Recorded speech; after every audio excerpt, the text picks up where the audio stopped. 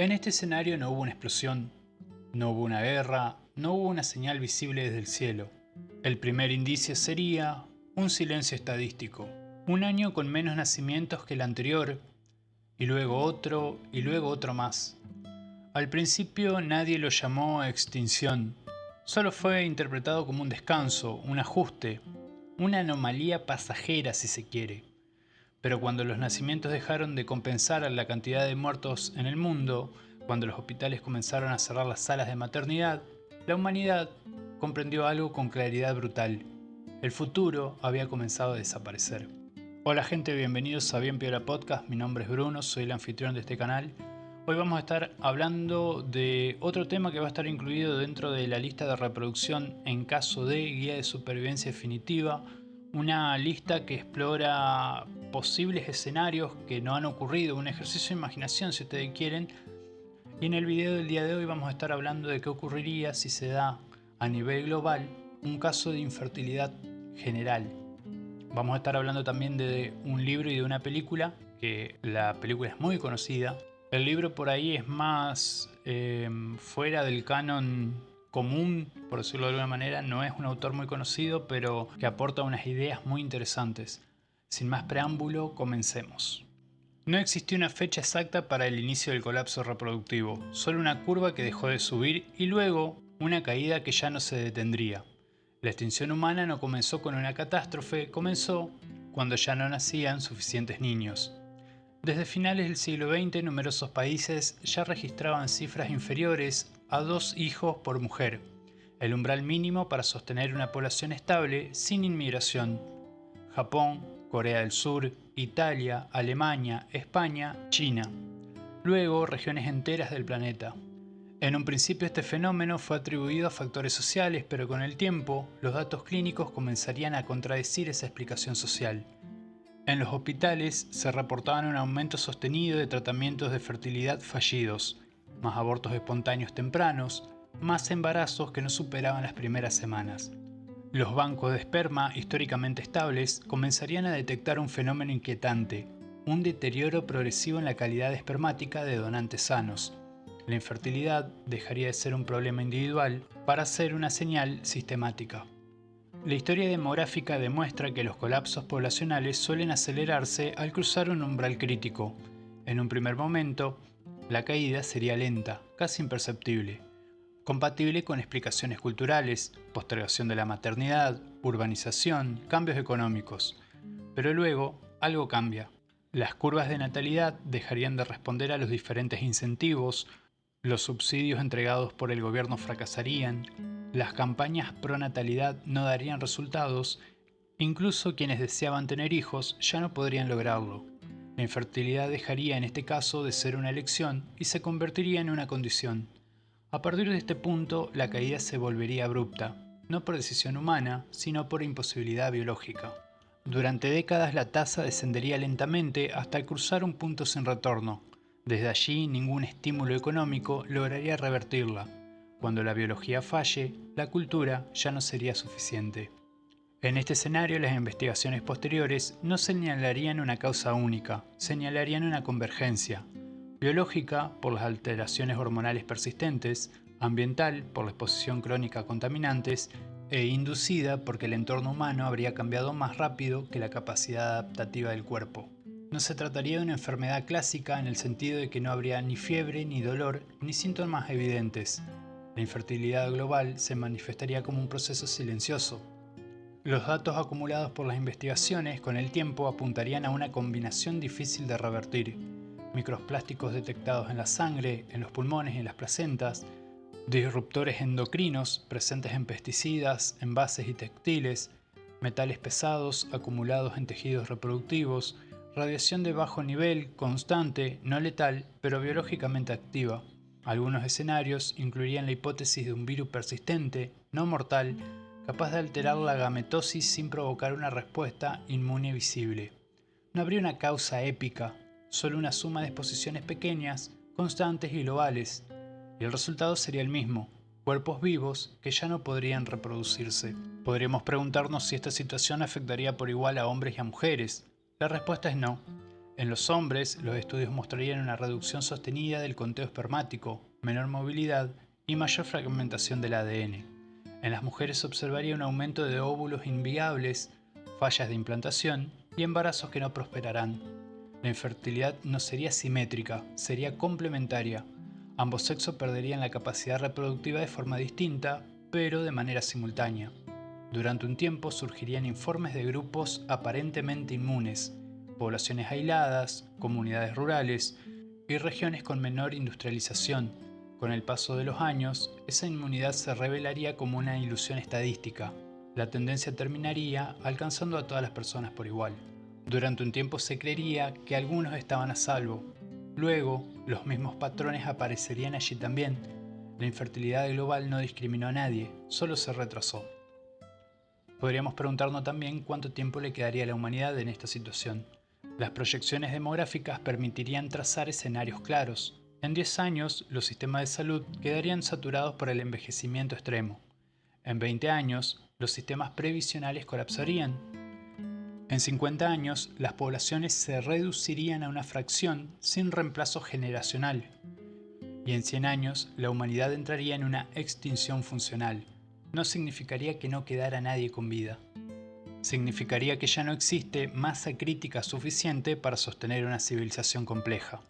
Lewis Darnell, en su texto Abrir en caso de apocalipsis, establecería un umbral mínimo de al menos 100.000 individuos reproductivamente viables para preservar la diversidad de la genética humana. Por debajo de ese número, la especie habría ingresado en un cuello de botella irreversible, genéticamente pobre. Podríamos también preguntar qué ocurriría con los últimos niños nacidos. Los últimos nacidos dejarían de ser solo personas y se convertirían en recursos estratégicos. Los estados los protegerían, los controlarían y hasta incluso los ocultarían. Algunos serían idolatrados como símbolos de esperanza, otros explotados como capital biológico y, en los peores casos, secuestrados y utilizados para poder experimentar con ellos. La infancia dejaría de ser un derecho y pasaría a ser una excepción. En esta situación, cuando nazca un niño, ya no va a haber celebración espontánea. Habría protocolos, custodia y silencio. Un nacimiento se habría convertido en un asunto de Estado. Los estados reaccionarían primero con incentivos, luego con regulaciones y finalmente con coerción. Se prohibiría el aborto, se asignarían parejas reproductivas y se controlarían aspectos íntimos de la vida privada. Las religiones se fragmentarían, algunas prometerían redención y otras anunciarían el fin definitivo. Surgirían incluso cultos apocalípticos centrados en la fertilidad como acto sagrado. Los sistemas de seguridad cambiarían de prioridad, ya no protegerían solo fronteras, también protegerían los futuros nacimientos. La economía y el trabajo también quedarían afectados por la falta de nacimiento. Sin nuevas generaciones, los sistemas de pensiones y jubilaciones colapsarían, los empleos sobrarían y la innovación desaparecería. La economía dejaría de planificar a largo plazo, las inversiones perderían sentido y la idea misma de progreso se vaciaría. El trabajo ya no constituiría futuro, solo sostendría el presente. Aumentarían los suicidios, la violencia se volvería cotidiana, el hedonismo extremo y el nihilismo ocuparían el vacío de la sociedad. Si no habría un mañana, obedecer las leyes pensadas para generaciones inexistentes dejaría de tener sentido. La cohesión social se erosionaría lentamente, para luego colapsar. Somos parte de una civilización que existe porque cree en el mañana. Cuando ese mañana desaparezca, la obediencia también lo hará. La ciencia exploraría todas las opciones disponibles: edición genética, clonación limitada, úteros artificiales, reprogramación celular. Algunas soluciones funcionarían en forma parcial, pero ninguna restauraría la fertilidad natural global. No habría curas, solo parches. Retrasarían el final, pero no lo evitarían. En esta situación, los hijos del hombre serían una ficción que también sirve como advertencia. La película Los hijos del hombre habría anticipado un mundo infértil sin una causa clara. No mostraba una guerra global total, mostraba decadencia, control estatal y la desesperanza cotidiana. Su mayor acierto sería conceptual. El problema no era solo no poder tener hijos, sino también perder la noción de continuidad. En ese mundo, la política se volvía autoritaria, la violencia se normalizaba y la esperanza se concentraba solo en un nacimiento, no como milagro, sino como anomalía. La ficción funcionaría como una advertencia, no exageraba, solo condensaba y resumía. Una civilización no solo es edificios, tecnología o leyes, es una cadena invisible entre generaciones. Cuando esa cadena se rompa, cuando ya no haya herederos, cuando nadie espera continuar lo existente, la pregunta dejaría de ser biológica para volverse filosófica. ¿Qué sentido tiene la civilización cuando ya no quede nadie para heredarla? Bueno, piolitas, hasta acá el video del día de hoy. Cuando leí Abrir en caso de apocalipsis, no se nombraba ninguna causa específica para el fin de la sociedad humana, pero se problematizaba o se ejemplificaba de qué ocurriría si caía un meteorito y habría que sacar la sociedad desde cero, digamos. La idea de ese libro es enseñarnos qué necesitaríamos saber para mantener funcionando la sociedad después de un evento apocalíptico. Lewis Darnell en ese libro dice justamente, si nosotros queremos seguir haciendo funcionar la humanidad, necesitamos al menos 100.000 personas para mantener el acervo genético. Básicamente eso lo que hace es que enfermedades derivadas del ADN, o sea, enfermedades genéticas, no sean tan fáciles de proliferar en la población. Y después tenemos Los hijos del hombre. Es interesante ver cómo esa película explora la caída de la sociedad en base a la infertilidad global y que tiene unas escenas terribles. Cuando muere la persona más joven de todo el mundo en un asesinato, o sea, lo matan, con él mueren todas las esperanzas de la sociedad, de la humanidad de esa película. O sea, estaban en esa persona, en ese joven que muere asesinado, y marca con eso la caída dentro de la película, un cambio anímico terrible.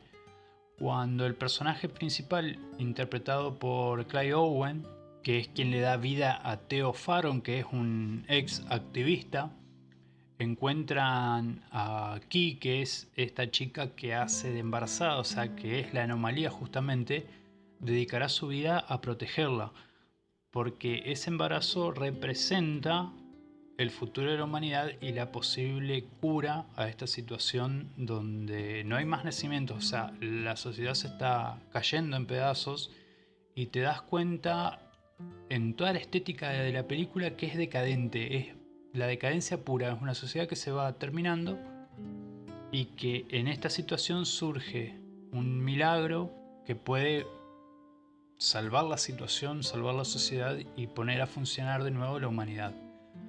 Bueno gente, hasta acá el video del día de hoy. Estoy teniendo más visualizaciones y eso es gracias a ustedes. Y sigo renegando con el sistema operativo, con el tema volumen, con el tema de la edición. Supongo que es un camino largo que debo aprender y que me gusta porque puedo acercarme a ustedes de alguna manera a través de un buen contenido. También quiero decirles que estamos ya en los finales de esta lista denominada En caso de guía de supervivencia definitiva, que fue un gran ejercicio de what if, qué pasaría si, que me gustó hacerlo, que me gustó que me escucharan, que obviamente no va a ser el final de este canal, sino que vamos a seguir subiendo contenido y que ese contenido es escuchado y este canal va creciendo gracias a todos ustedes. Así que piolitas, muchísimas gracias por estar, muchísimas gracias por escuchar, nos vemos la próxima.